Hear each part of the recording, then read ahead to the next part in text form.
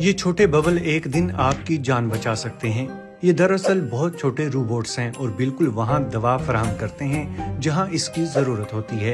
ये tiny bubble boots इंसानी बाल की चौड़ाई से भी छोटे होते हैं। ये आवाज की लहरों और मैग्नेट के साथ चलाए जाते हैं, लिहाजा किसी बैटरी की जरूरत नहीं।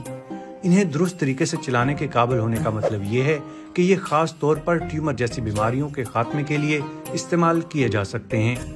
इस तरह सेहतमंद खुलिये गैर जरूरी अद्वियात की जद में नहीं आएंगे। ये बूट्स हाइड्रोजेल से बनाए जाते हैं जो माया की शक्ल में शुरू होते हैं और जरूरत पड़ने पर ठोस हो जाते हैं।